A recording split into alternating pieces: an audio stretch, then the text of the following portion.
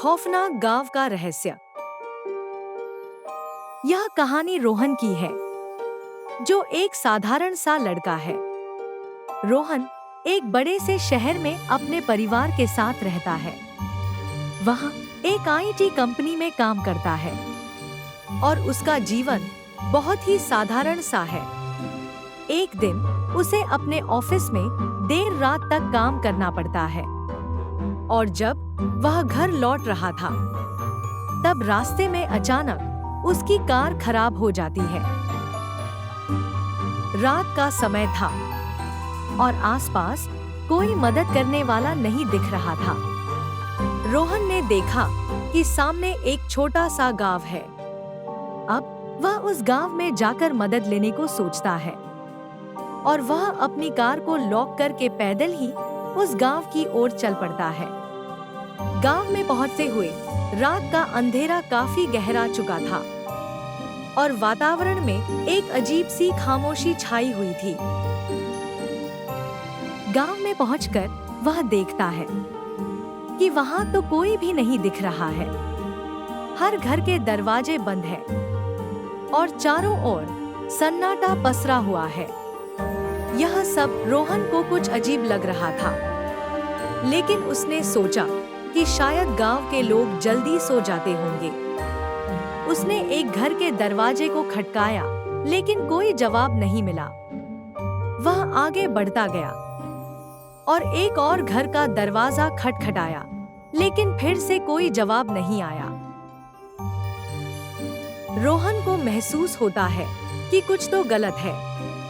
तभी उसे एक बड़ा सा मकान नजर आता है, जो गांव के बीच में था। उस घर के अंदर से हल्की सी रोशनी नजर आ रही थी। उसने सोचा कि शायद वहां कोई होगा जो उसकी जरूर मदद कर सकता हो। वह उस घर की ओर बढ़ जाता है और दरवाजे पर दस्तक देता है। दरवाजा पहले से ही खुला हुआ होता है और अंदर से एक बूढ़ा आदमी बाहर आता है। बूढ़े आदमी ने रोहन को अजीब नजरों से देखते हुए बिना कुछ पूछे ही अंदर आने का इशारा करता है। रोहन थोड़ी हिचकिचाहट के बाद अंदर चला जाता है। घर के अंदर का माहौल बड़ा ही डरावना था। दीवारों पर अजीब से चित्र लगे हुए थे और चारों ओर धूल जमी हुई थी। बूढ़ा आदमी रोहन को एक कमरे में लेकर जाता है और उसे बैठने का इशारा करता है। रोहन ने उस बूढ़े आदमी को अपनी परेशानी बताई और मदद के लिए कहा। तो उस बूढ़े आदमी ने कहा कि तुम्हें सुबह तक इंतजार करना होगा। तब तक तुम्हारी परेशानी के लिए गांव में से मदद मिल जाएगी। यह कहते हुए रोहन को उस बूढ़े आदमी के चेहरे पर एक खुशी सी दिख रही थी। उस आदमी ने रोहन से बड़े ही प्यार से व्यवहार किया, जो रोहन को बड़ा ही अजीब लग रहा था। अब रोहन ना चाहते हुए भी रुकने का फैसला करता है। उस बूढ़े आदमी ने रोहन को उस कमरे में खाना भी खिलाया और आराम करने के लिए उसे बिस्तर भी लगा कर दिया। यह सब देखकर रोहन की बेचैनी बढ़ती जा रही थी, लेकिन वह कुछ कर भी नहीं पा रहा था। अब रोहन बिस्तर पर लेटने की कोशिश करता है, पर उसे नींद नहीं आ रही थी। रोहन को लग रहा था कि इस घर में कुछ तो अजीब चल रहा है। तभी उसे बाहर से कुछ अजीब सी आवाजें सुनाई देती है। वह धीरे से दरवाजे की ओर बढ़कर और दरवाजे को थोड़ा सा हटाकर उसमें से झांक कर देखने लगता है।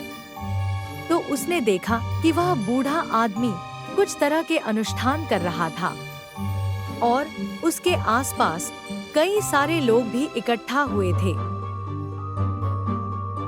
यह सब देखकर रोहन का दिल तेजी से धड़कने लगता है और उसे अब समझ में आ गया था कि वह एक खतरे में है। उसने धीरे से बाहर निकलने की कोशिश किया और बाहर निकलने में कामयाब भी हो गया। बाहर निकलते ही उसने भागना शुरू कर दिया। लेकिन उसे मकान के कुछ लोगों ने भागते हुए देख लिया और वह लोग तुरंत ही उसके पीछे पड़ जाते हैं। अब रोहन भागे जा रहा है और उस घर के 4 आदमी अलग अलग दिशा में भागकर निकल जाते हैं और आगे जाकर एक आदमी रोहन को आगे से घेर लेता है और उसे पकड़ लेता है। अब रोहन उस आदमी से लड़ने लगता है और देखते ही देखते रोहन उस आदमी को जमीन पर गिरा देता है और अपने चारों तरफ देखने लगता है कि कोई और भी तो नहीं ना आ रहा है। रोहन देखता है कि और कोई नहीं दिख रहा है, जिस कारण वह तेजी से आगे बढ़ने लगता है। कुछ दूर आगे जाने के बाद वह देखता है कि 2 आदमी ठीक उसके सामने खड़े हैं, लेकिन वो लोग दूसरी तरफ देख रहे थे। रोहन मौके को देखते हुए वहीं एक दीवार के पीछे छिप जाता है, क्योंकि वह घायल भी हो गया था और सामने 2 आदमी खड़े थे। वह जानता था कि वह उनसे जीत नहीं पाएगा। थोड़ी ही देर के बाद वह दोनों आदमी वहां से आगे बढ़ जाते हैं। अब रोहन वहां से निकलकर अपनी पूरी ताकत से भागने लगता है और कोशिश करता है कि किसी तरह वह गांव से बाहर निकल जाए। वह भागते हुए एक जंगल के किनारे पहुंच गया और वहीं पर एक पेड़ के पीछे छिप गया और वहीं से छुपकर देखने लगा। लेकिन उस घर के लोग भी वहां तक पहुंच गए थे और चारों तरफ उसे ढूंढ रहे थे, लेकिन वह किसी तरह बचकर उस पेड़ के पीछे ही छिपा रहा। कुछ देर बाद वह लोग हार मानकर वापस लौट गए और यह देखकर रोहन की जान में जान पड़ी और वह रात भर वहीं उस पेड़ के पीछे छुपा हुआ पड़ा रहा, यही सोचकर कि वह लोग कहीं फिर से लौटकर ना आ जाए। रोहन सुबह का इंतजार करने लगा और सुबह होते ही रोहन किसी तरह भागते हुए अपनी कार के पास वापस पहुंच जाता है और तुरंत ही शहर के लिए वापस लौट जाता है। रोहन अपने घर पहुंच जाता है और घर पहुंचते ही उसके साथ में हुई इस घटना के बारे में अपने परिवार के लोगों को सब कुछ बताता है और पुलिस में जाकर इसकी शिकायत भी दर्ज कराता है। पुलिस जांच करती है, लेकिन पुलिस को वह गांव के लोग और उस मकान का कोई सुराग नहीं मिलता है।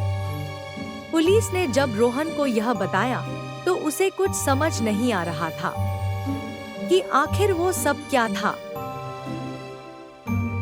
रोहन जैसे सदमे में चला जाता है और उसे कुछ समझ नहीं आ पा रहा था कि आखिर वो सब उसके साथ क्या और क्यों हुआ था। और फिर कुछ दिन बीतने के बाद वह धीरे धीरे करके उस वक्त को भूलने की कोशिश करने लगता है।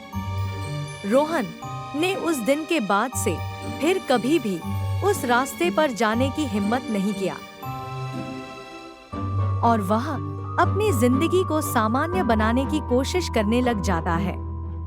लेकिन उसके मन में हमेशा ही उस डरावनी रात की यादें बनी रह जाती है, जो वह कभी भी भूल नहीं पाता है। और यह कहानी यहीं पर खत्म हो जाती है। धन्यवाद। इस कहानी से हमें यही सीख मिलती है कि हमें कभी भी किसी अनजान जगह पर जाकर नहीं रुकना चाहिए। हमें पहले उस जगह के बारे में जानकारी प्राप्त होनी चाहिए। जैसे रोहन ने बिना जाने ही एक अज्ञात से मकान में रहने चला जाता है और जैसे तैसे करके अपनी जान बचाकर भाग पाता है। धन्यवाद। अगर आपको यह कहानी अच्छी लगी हो तो हमारे चैनल को सब्सक्राइब करें, जिससे आपको नए अपडेट मिलते रहे। धन्यवाद।